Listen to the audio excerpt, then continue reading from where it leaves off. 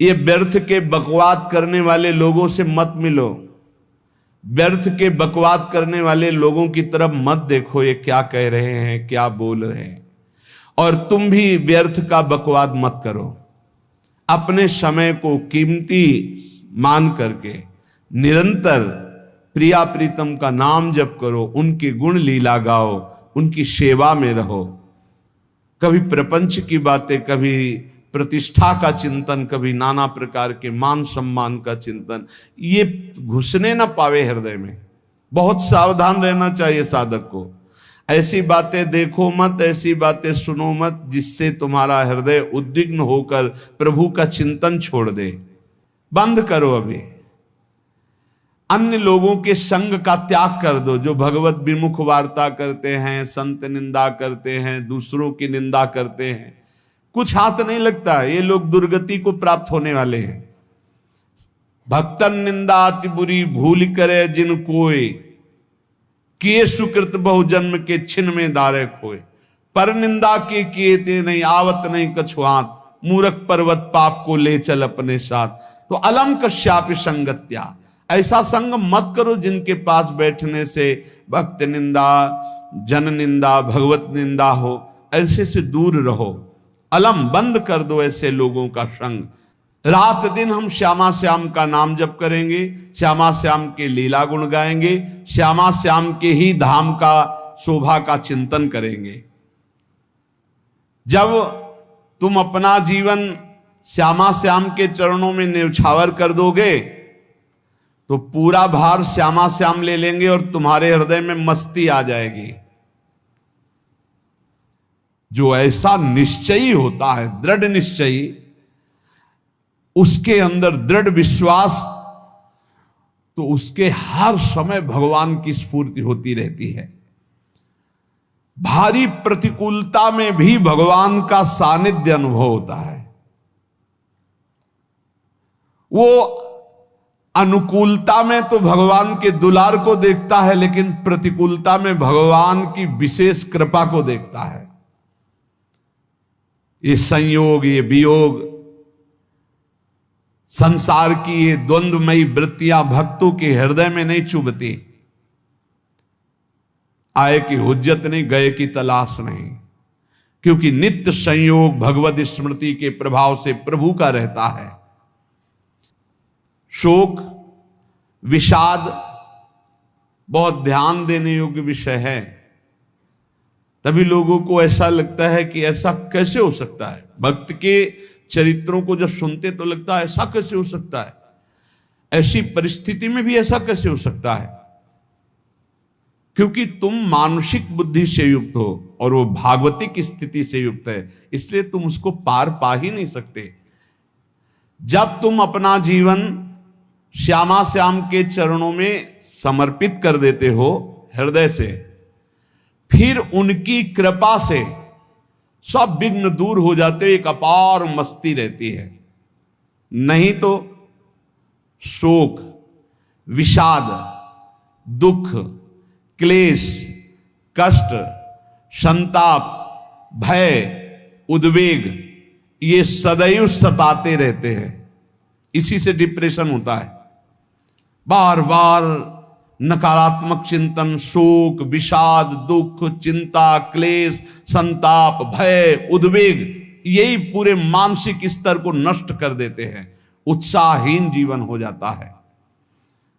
जब तुम श्यामा श्याम को समर्पित हो जाते हो तो ये सब प्रवेश भी नहीं करते, एक अपार मस्ती बनी रहती है। अब क्या होगा? श्यामा श्याम जो करेंगे वही होगा। श्यामा श्याम पता नहीं कैसा करें, नहीं, वो सदैव मंगल भवन है, वो जो करते महामंगल होता है। यह निश्चय उपासक के हृदय में आ जाना चाहिए। इसलिए अपना सारा मन, सारी बुद्धि, सारा जीवन, प्रत्येक श्वास प्रभु को अर्पण कर दो, फिर देखो तुम निहाल हो जाओगे। दुख, शोक, विषाद, क्लेश, कष्ट, संताप, भय, उद्वेग, ये उसी को व्यापते हैं जिसने अपने जीवन को प्रभु के चरणों में अर्पित नहीं किया। इसलिए तुम अपना सारा मन, सारी बुद्धि, सारा जीवन, प्रत्येक श्वास केवल प्रभु को अर्पित कर दो, फिर देख लेना श्वास कैसे अर्पित की जाती, राधा राधा राधा। बुद्धि कैसे अर्पित की जाती, एकमात्र निश्चय कि भगवत सुख ही सुख है, ये जागतिक सुख सुख नहीं, ये दुख है, ये ऐसा दलदल है जिससे आज तक कोई नहीं निकल पाया। सारा मन, हम मन से केवल प्रभु का मनन करें, बार बार मन को संसार से हटा के नाम में, रूप में, लीला में, धाम में लगाएं। बहुत प्रसन्नता हो जाती है उस उपासक के हृदय में जो अपना मन बुद्धि प्रभु के चरणों में अर्पित कर देता है। भगवान ने तो इसको बहुत उत्तम स्थिति बताया है कि मेरे से कभी वो अलग हो ही नहीं सकता यदि मन बुद्धि अर्पित कर दिया। मय्येव मन आधत्स्व मयि बुद्धिम निवेशय, तो निवश्य मय्येव अत ऊर्ध्वं न संशया, बिल्कुल संशय नहीं, वो मेरे में ही निवास करेगा जिसने मन और बुद्धि अपनी मेरे में अर्पित कर दी। बहुत प्रसन्नता रहेगी उस उपासक के जीवन में जो अपने आप को मन बुद्धि सहित प्रभु के चरणों में समर्पित कर दिया है। भगवान का आश्रय लेने वाले की पहचान है हर परिस्थिति में प्रसन्न रहना। देखो आप भगवद आश्रित हो कि नहीं, देखो अनुकूल परिस्थिति में तो सब प्रसन्न रहना, लेकिन प्रतिकूल परिस्थिति में प्रसन्न रहना ये भगवान के भक्तों का लक्षण है। हर परिस्थिति में प्रसन्न रहना ये भगवान के भक्तों का लक्षण है। आनंदगन भगवान का आश्रय मिलते ही आनंद छा जाता है हृदय में। उनके पास आनंद का अभाव होता ही नहीं है। जैसे सूर्य का प्रकाश उदय होते ही सूर्य का प्रकाश संपूर्ण अंधकार को नष्ट कर देता है, ऐसे ही भगवान का संपूर्ण आश्रय लेते ही सब दुख चिंता शोक नष्ट हो जाते, आनंद ही आनंद। तुम भगवान के मंगलमय रूप को नहीं जानते हो, पर उनके मंगलमय भाव को, विधान को मानना शुरू कर दो। जो भी होता है मंगलमय होता है। हमने जीवन में देखा है, अगर इधर कोई बहुत बड़ा सुख दिया तो देर नहीं लगेगी, 24 घंटे नहीं व्यतीत होंगे और ऐसे दुख दे देंगे, जिससे दोनों का समान भाव रख करके ना दुख में तुम भूलो प्रभु को, ना सुख में फूलो, सीधे भगवत मार्ग में चल। पूरे जीवन की बात देखा है। भगवान के मंगल विधान में सदा सर्वदा सुख ही सुख है, इस बात को मान के प्रसन्न हो जाओ।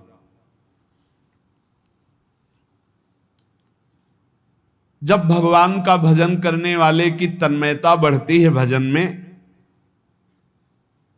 तो द्वेषी जन अपने आप तैयार हो जाते हैं। भक्त कभी किसी से द्वेष नहीं करता, अपने आप वो द्रोह करने लगते। तो नरसिंह मेहता जी से बहुत गांव के कई लोग थे जो जलते थे, ऐसे जलते थे कि अब क्या करें, कैसे मिटा दे नरसिंह मेहता जी को।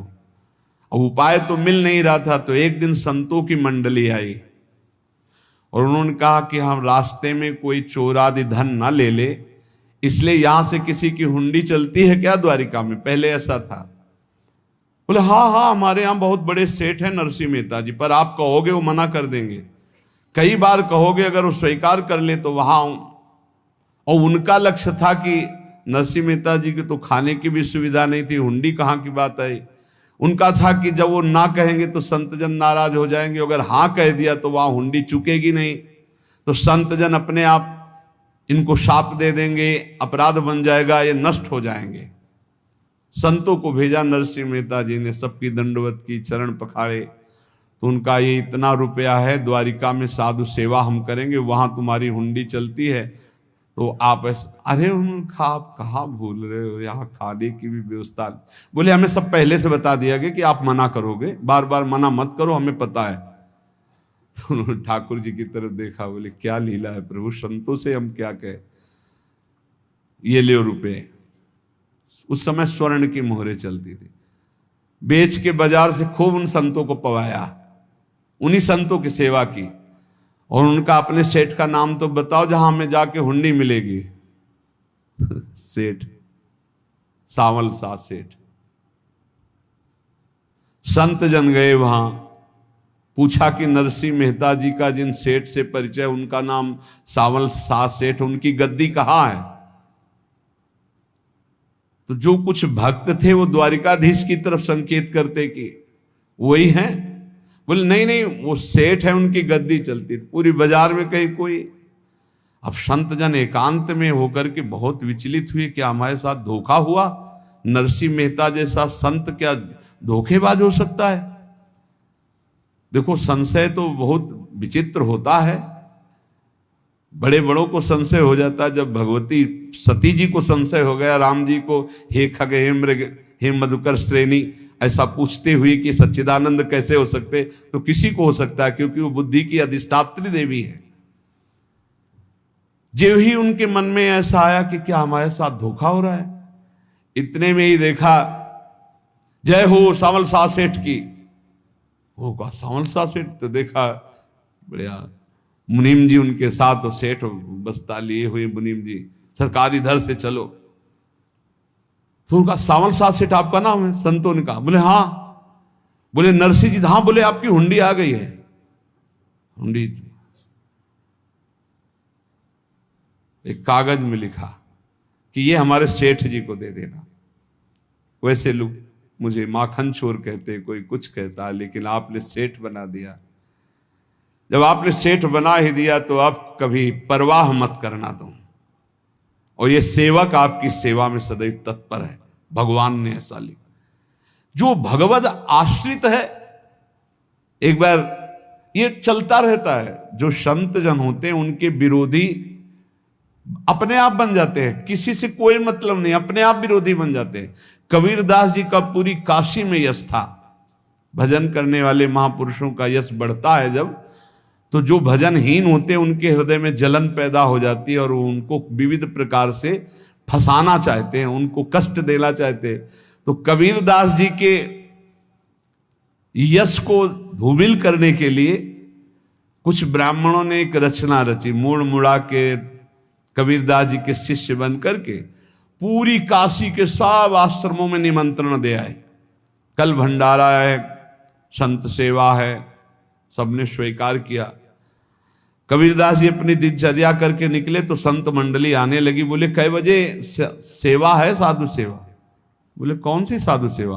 बोले कल आपके शिष्यजन निमंत्रण दे के आए, पूरी काशी के सब संत आ रहे हैं। कबीरदास जी ने कहा यहाँ तो एक की भी व्यवस्था नहीं, पूरी काशी के संत आ रहे। अच्छा, समझ में आ रहा है, लीला बिहारी तुम लीला करना चाहते हो। गए अपना निकल गए गंगा किनारे, एक झाऊ के नीचे बैठकर अपना भजन ध्यान में मगन है। 11-12 बजे तो उन्होंने देखा संतों की मंडली, काशी तो बहुत। कबीरदास जी ने देखा कि आश्रम की, तो बोले पता नहीं क्या होगा, चलो चलते हैं। तो ऐसे गमछा वस्त्र करके ऐसे डालकर मुंह ढक करके, वहां बड़ी बड़ी पंगत लगी थी। कबीरदास जी सबको पाओ जी पाओ। कबीरदास जी के रूप में स्वयं भगवान पाओ जी।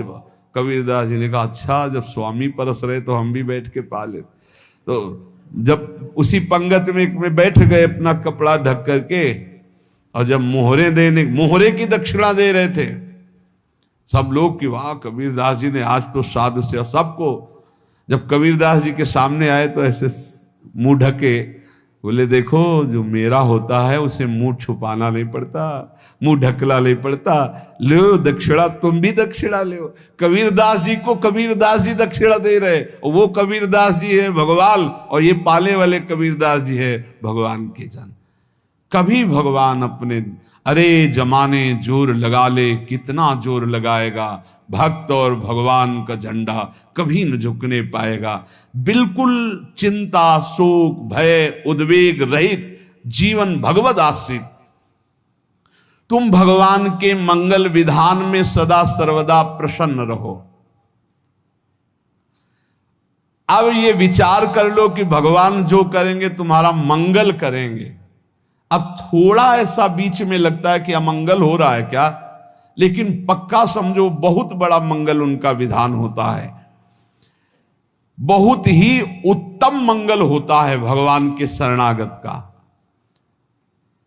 भगवान हमारे विचारों वाले नहीं हैं, हमारे विचार प्राकृतिक है, भगवान के विचार चिदानंदमय हैं। वो अपने विचार से हमारा मंगल करते हो, हम अपने विचार से मंगल चाहते हैं। भगवान के विचार से मंगल ही हमारा होगा, इसलिए कभी हमको चिंता शोक भय नहीं करना चाहिए। भगवान की ओर से कभी तुम्हारे लिए ऐसा विधान नहीं होगा कि तुम दुखी हो जाओ, बस तुम्हारी सोच हो सकती है, उसका परिणाम बहुत मंगल होगा।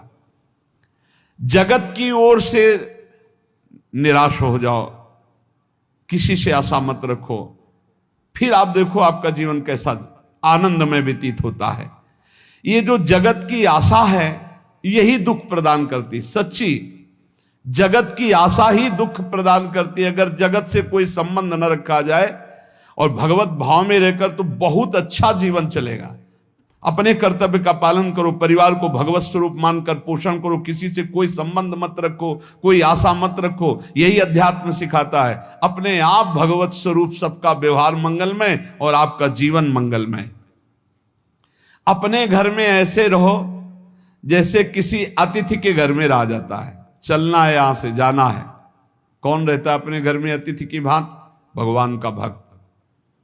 जाना है यहां से, अपनी प्रिया प्रीतम के पास जाना। ये हमारा घर नहीं है, यहां तो हम समय व्यतीत कर रहे हैं, अपनी आयु व्यतीत कर रहे हैं भगवत आराधना करते हुए। हमें जाना है प्रिया प्रीतम के पास। वास्तविक घर भगवान का धाम है हमारा, वास्तविक घर वाले प्रभु हैं हमारे, जो नित्य सच्चिदानंद भगवान के चरणों में अपने चित्त को समर्पित करता रहता है। उसको यह अनुभव होने लगता है कि बड़ी कृपा है हमारे ऊपर, भगवान की बड़ी कृपा है हमारे ऊपर। सर्वसमर्थ परम सुहृद भगवान ऐसे भक्त के ऊपर हर समय वरद हस्त रखे रहते हैं। ये केवल प्रवचन नहीं, सच्ची बात मानिए। ऐसे भगवान का वरद हस्त हर समय रहता है। जब भगवान की छत्र छाया में भक्त अपने को देखता है तो आसपास घोर विपत्तियों का भी समुदाय हो तो भी वो आनंद में मगन रहता है। हर हालत में आनंदित रहना ये भक्त का स्वभाव है। भगवान ऐसे भक्तों को प्यार करते हैं जैसे कछुआ अपने अंडे को बाहर रख आवे और रात दिन उसका चिंतन करे। जब भक्त भगवान को समर्पित होता है तो भगवान रात दिन उसकी ऐसे चिंतन सुरक्षा करते हैं। अभय, ये दैवी संपदा का पहला गुण है। ये भगवान के शरणागत पर जागृत हो जाता है, वो भयभीत नहीं होता, किसी भी उससे भयभीत नहीं होता। यही डरपि हरिवंश हित, जिनो भ्रमय गुण सलिल पर। इस डर से डरते रहना चाहिए कहीं गुण रूपी पानी में फिसल न जाए, नहीं तो गलती हो सकती है। साधक सावधान रहे। ये अभय दैवी संपदा का सबसे बड़ा गुण है। जो भयहारी भगवान की शरण में आ जाता है तो उसके अंदर ये अभय प्रकट हो जाता है। अगर कहीं तुम्हें एकांत में भय लग रहा है, एक आदमी तो एकांतिक में आए थे, वो कह रहे थे कि हमें हर समय भय लगा रहता कि कोई हमारे पीछे है, अंधेरा तो लगता कोई खड़ा है, मैं जीना मुश्किल हो गया, ऐसा भय। देखो ये मन कैसा है, भगवान से विमुख होने पर कैसे डरवाता है। वो कह रहे हैं हर समय मुझे डर लगा रहता है, कोई सामने खड़ा है, कोई पीछे खड़ा है, ऐसा भय लगने लगता है। और जब भगवान की शरण में आ जाते हैं तो ये अभय स्थिति हृदय में जागृत हो जाती है। कोई भी भय आसपास आ ही नहीं सकता, यहां तक कि नरक का भी भय खत्म हो जाता है जो भगवान की शरण में है। महापापी भी पुण्यात्मा महान भक्तों के समान वो उत्तम गति को प्राप्त हो जाता है जो भगवान की शरण में हो जाता है। पर ये जो भोगों का आश्रय लिए हुए हैं, मनमानी आचरण कर रहे हैं, ये कभी उस अभय को जान ही नहीं सकते कोई अभय पद है क्या। इनको तो कदम कदम पर शोक, भय और दुख की प्राप्ति होगी। कोई बचा नहीं सकता जो भोगों में लगे हैं, मनमानी आचरण कर रहे हैं। अगर निर्भय होना चाहते हो, परम सुखी होना चाहते हो, तो भगवान के शरणागत हो जाओ। सारे जगत को अभय दान देने वाले भगवान हैं। भगवान का एक प्रण है, ममपन शरणागत भयहारी। जो मेरी शरण में आ गया उसके भय का मैं नाश कर देता हूं। साधना में अवस्था मन की मानी जाती है कि आप कितने अच्छे साधक हैं। यदि आपका मन भगवदाकार है, हर समय भगवत चिंतन चल रहा है, आपके स्वप्न भागवती का रहे हैं, आपके विचार भागवतिक हैं, तो आपकी अच्छी साधना हो रही है। और यदि आपके स्वप्न गंदे आ रहे हैं, क्योंकि स्वप्न में मन का ही सारा खेल होता है, और आपकी चिंतन वृत्ति वासनात्मक चल रही, तो अभी साधना का प्रभाव मन पे नहीं पड़ा है। जिसका मन हर समय भगवत चिंतन करता रहता है, वो जीते जी जीवन मुक्त हो जाता, अनुभव होता है। जैसे किसी ने कहा कि हमें कैसे पता चलेगा कि हमारा काम हो गया है, तो जैसे आप भोजन पा लेते हैं तो किसी दूसरे से गारंटी थोड़ी लेनी होती कि हम छक गए हैं क्या, आप जरा बताना हम छक गए हैं क्या। नहीं, अपने हृदय में आ जाता है कि अब मैं तृप्त हो गया। ऐसे ही अपने हृदय में आ जाता है कि मेरा काम हो गया, अब मेरा जन्म नहीं होगा। ये हृदय में आ जाता है, अपने आप अनुभव में आ जाता है। जब स्वरूप बोध होता है तो किसी और से सलाह थोड़ी लेनी होती है, वो अपने आप अनुभव में आ जाता है। हाँ, यदि गुरुदेव का वर्ण नहीं किया है तो फिर आपको किसी न किसी गुरु से प्रमाणित करवाना पड़ेगा। और अगर गुरुदेव का वर्ण किया है तो वही मंत्र, वही नाम, वही गुरु शरणागति आपको अंदर से पुष्ट कर देगी कि आपका काम हो गया है। विषय चिंतन करता हुआ मन विषय आसक्ति को प्राप्त होता है। विषय आसक्ति को प्राप्त हुआ मन बार बार जन्म मरण और नरक को प्राप्त होता है। बस ये विषय चिंतन हटाना ही प्रमुख कर्तव्य साधना का है। बार बार मन को विषयों से हटा करके प्रभु के नाम में लगाओ, प्रभु के रूप में लगाओ, प्रभु की लीला में लगाओ। जहां भगवान प्रकट होते हैं वहां परमानंद की बाढ़ आती है। पर ये ध्यान रखें, गुलाब का फूल कांटों में खिलता है, उसकी सुगंध लेनी, फूल लेना है तो कांटों से बचाकर। ऐसे ही जब आप भगवत चिंतन के लिए चलेंगे तो आपका चिंतन चुराने के लिए माया विविध नाटक करेगी, कांटे फैलाएगी। कोई तुम्हारी निंदा करेगा, कोई अपमान करेगा, कोई उपहास करेगा, तुम्हारी अव्यवस्था हो सकती है, तुम्हारी परिस्थिति बहुत भयावह हो सकती है। इन परिस्थितियों में भी भगवत चिंतन का तार ना टूटने पावे तो आगे गुलाब का फूल है। जैसे कांटे से बचाकर गुलाब का फूल लेते हैं और भगवद अर्पित करके सौरभ का सुख लेते हैं, ऐसे ही भगवान के प्रेमानंद का अनुभव करने के लिए संसार के कांटों से बचना होगा। और खिलेगा यही फूल संसार में ही, मनुष्य देह में, और योनियों में नहीं। भगवत प्राप्ति स्वर्ग में नहीं होगी, इसी मृत्यु लोक में होगी। पहले मन नहीं लगता भगवत चिंतन में, भगवत चिंतन जबरदस्ती करना पड़ता है। भगवत चिंतन जे ही प्रारंभ करोगे ते ही बहुत बाढ़ आ जाएगी पाप चिंतन की। ध्यान दीजिए, बहुत लोग प्रश्न करते रहते हैं कि हम जब भजन में बैठते हैं तो बहुत गंदी बातें आती, मन बड़ा चंचल होता है, भाग जाता है। ऐसा प्रारंभ में जब कोई भगवत चिंतन प्रारंभ करता है तो उसका मन विषयों में भागता है, गंदी बातों में भागता है। अब लोग कहते पहले तो हमारा चिंतन बढ़िया होता था, अब चिंतन नहीं होता। तो कोई सिद्ध पुरुष थोड़ी हो गए, तुम्हें जबरदस्ती चिंतन करना होगा। जगत के प्राणी में जहां मन जाए तो इसमें भी भगवान, पदार्थ में मन जाए तो उसमें भी भगवान। जहां जहां मन जाए वहां वहां भगवान देखो, या मन को हटाकर नाम मंत्र में लगाओ। ऐसे भगवत स्मृति जागृत की जाती है, बार बार प्रयास करना होता है। कई लोग ये प्रश्न करते हैं कि हमसे बड़े पाप हो गए तो क्या हमें भगवान की प्राप्ति हो जाएगी? तो यहां कह रहे हैं भगवान किसी के पूर्व जीवन को नहीं देखते हैं, वर्तमान के भजन को देखते हैं। पकड़ो इस बात को।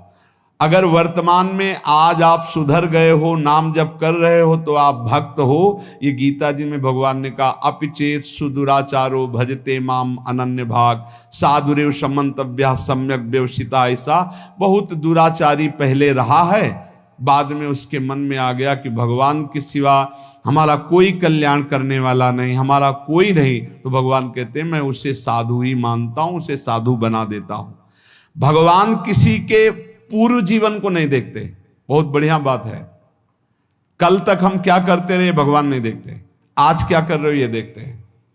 यदि आज आप भजन में लग गए हो, अच्छे आचरण कर रहे हो, तो आपको भगवत प्राप्ति हो जाएगी। भगवान ये नहीं देखते कि पूर्व में पुण्यात्मा रहा है कि पापात्मा रहा है। भगवान वर्तमान में देखते कि मेरा भजन कर रहा है, बस इसी से कल्याण कर देते हैं। पकड़ो इस बात को, तो कभी प्रश्न नहीं उठेगा कि क्या हमको भी भगवत प्राप्ति हो सकती है क्या। हमारा मन यदि श्री भगवान को चाहने लगे तो श्री भगवान हमारे मन में ही आकर बस जाएंगे। भगवान की रूप माधुरी में मन डूबने लगेगा। यथार्थ सत्य, जो भगवान से थोड़ा भी प्यार करने लगे हैं, उनके हृदय में भगवान की उनकी भावना के अनुसार झलक आने लगी है। हृदय में प्रभु के आते ही अनंत जन्मों के संस्कारों का नाश हो जाता है। इसलिए तुम अपने पहले वाले घृणित जीवन को याद भी मत करो और उसको सोचकर जरा निराश भी मत हो। अमावस्या में घोर अंधकार रहता है, पर प्रातः काल में अंधकार नष्ट हो जाता है। ऐसे ही नाम का उच्चारण करते ही तुम्हारे जितने पाप अंधकार हो सब नष्ट हो जाएंगे। तुम चाहो कि एक क्षण भी प्रभु को ना भूलो। अब वर्तमान में ऐसी स्थिति बनाओ। जो प्रभु को नहीं भूलने की चाह करता है कि मुझे ऐसी स्थिति प्राप्त हो कि मैं कभी प्रभु को ना भूलूं, तो सच्ची मानो और कोई बात भगवान सुने ना सुने, ये बात जल्दी सुन लेते हैं।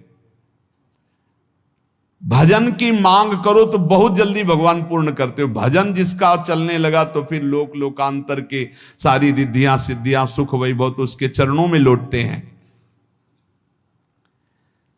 जब हम प्रभु से प्रभु का स्मरण न मांगकर भोग मांगते हैं, तभी हमारा भजन रुक जाता है, भजन नहीं चल पाता। यदि हम प्रभु से केवल भजन मांगे तो विश्वास करो ब्याज में सब हो जाएगा। मूल भजन तो आपका बचेगा ही, ब्याज में लोकांतर के भोग आपके चरणों में लुटते घूमेंगे। आप भजन करके तो देखो। अरे घिघियाने की जरूरत नहीं, किसी से मांगने की जरूरत नहीं, भजन करके देखो, सब ठीक हो जाएगा, सब अपने आप बन जाएगा।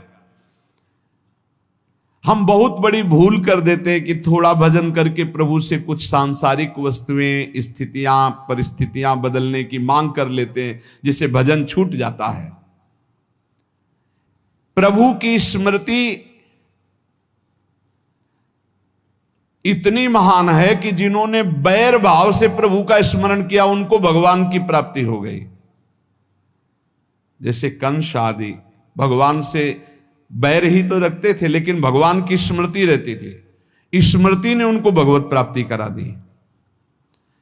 स्मृति में महान सुख है, पर वो जब भक्ति रस से युक्त स्मृति होती तब माधुर्य रस, प्रेम रस का अनुभव होता है। कल्याण तो वैर भाव से स्मरण करने वालों को भी प्राप्त हो गया।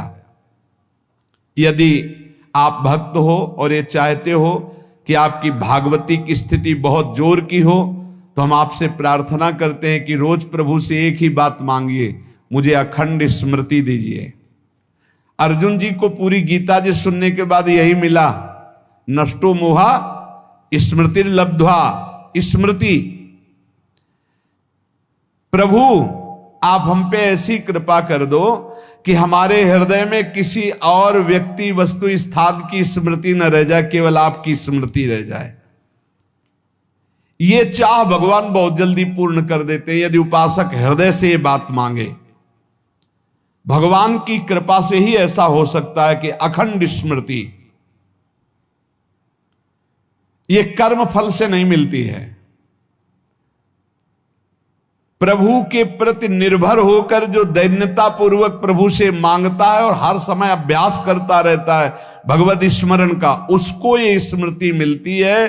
और स्मृति मिल गई तो इससे बड़ी कोई स्थिति नहीं, हर समय भगवान का स्मरण। प्रभु से मन प्रतिपल नया नया स्वाद लेकर के आसक्त होता रहता है, नवम नवम। प्रभु कभी बासी नहीं होते। जैसे किसी व्यक्ति को देखो तो देखते देखते मन हट जाएगा कि देख लिया, बहुत सुंदर है, ठीक है, लेकिन वो एक दिन मन हट जाएगा।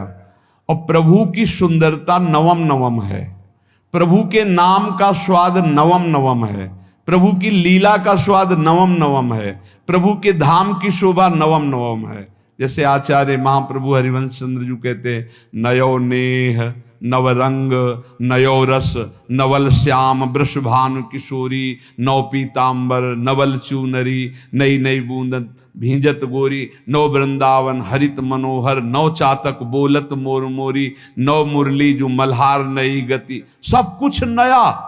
तो नवम नवम प्रभु प्रतिपल नवम नवम प्रभु का रूप, प्रियाजू का नवम नवम, अबहीं और अबहीं और अबहीं और है। तो कहते हैं जब मन निरंतर स्मृति में डूबता है तो जब प्रभु की रूप माधुरी प्रकाशित होती तो ऐसी नवम नवम कि कभी ये नहीं होता कि रूप बासी हो गया, ये वही रूप है जो हमने अभी देखा था, नवम नवम। इसलिए आनंद की उफान आती रहती है उपासक के हृदय में। ऐसी प्रियता, ऐसा आनंद बिना भजन के नहीं अनुभव में आएगा। इसलिए तुम विश्वास करो, तुम्हें बहुत सुंदर सुख मिलने वाला है, आगे अपार सुख मिलने वाला है। ये थोड़ा दुख का समय काट लो, जब तक जीवन है ये दुख सुख की लहर आती रहेगी, आप इसको सह जाओ, आगे बहुत आनंद है, विश्वास मान लीजिए, बहुत आनंद है। जो ये विश्वास कर लेता है वो प्रभु के मार्ग में चलकर प्रभु को प्राप्त कर लेता है। नहीं तो इतने रोड़े हैं कि आप ऊब जाओगे, बहुत रोड़े हैं। जो प्रभु के मार्ग में चलता है तो माया के बहुत से पार्षद अपना प्रभुत्व दिखाने उनके पास आते हैं, महिमा अपनी दिखाने, पर वो किसी वस्तु स्थिति अवस्था प्राणी पदार्थ का प्रभाव स्वीकार ही नहीं करता, क्योंकि भगवत स्मृति परायण है, भगवान की कृपा पर विश्वास है, इसलिए उसको कोई फंसा नहीं पाता। वो नित्य निरंतर प्रभु से घुला मिला रहने के कारण उसकी मस्ती में कोई फर्क नहीं पड़ता। माया का प्रभुत्व रखने वाले उसे फंसाने की चेष्टा करते हैं, पर उस पर किसी का असर नहीं होता, वो कहीं लिप्त नहीं होता, वो कहीं दुखी सुखी नहीं होता, वो हर समय प्रसन्न रहता है। तुम देखो, हर समय प्रसन्न रहते हो? यदि नहीं तो तुम किसी व्यक्ति वस्तु का आश्रय लिए हुए, प्रभु का नहीं। अगर हां तो हर समय प्रभु का स्मरण चलना चाहिए, हर समय प्रभु के आश्रित हो, फिर देखना ये आनंद, ये प्रसन्नता क्या रूप रखती है। बड़े बड़े मस्त संतों को देखा, मस्त ऐसे उन्माद में मस्त है, उस सुख के लिए ललचाओ, कब तक जन्मते मरते रहोगे, कब तक बार बार दुख भोगते रहोगे, कब, बड़ा प्रपंच है ये। भगवान का स्मरण परम पुण्यात्मा पुरुष का हृदय माना जाता है, बहुत पवित्र हृदय, बड़ा पुण्यात्मा हृदय जिसमें भगवान का स्मरण। भगवान का विस्मरण पापात्मा पुरुष, भयानक विपत्ति दुर्भाग्य आते हो। सुदृढ़ निश्चय करो, अब हम भगवान के स्मरण में अपना समय व्यतीत करेंगे। मेहनत करो, कार्य करने के लिए कोई मना नहीं, आप नौकरी करो, किसानी करो, व्यापार करो, पर अंदर अंदर भगवत स्मृति, भगवत स्मृति ही सबसे बड़ी स्थिति है।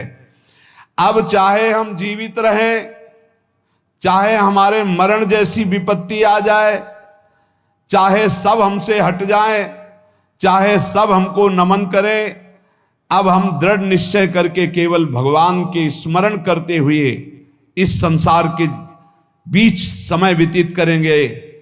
अब हम चूकने वाले नहीं। ये नियम लीजिए, चाहे जीवन रहे या ना रहे, चाहे मरण जैसा कष्ट आ जाए, चाहे सब वियोग हो जाए, सब चले जाए, चाहे सब संयोग हो जाए, सब नमन करें, अब हम प्रभु का स्मरण नहीं छोड़ेंगे।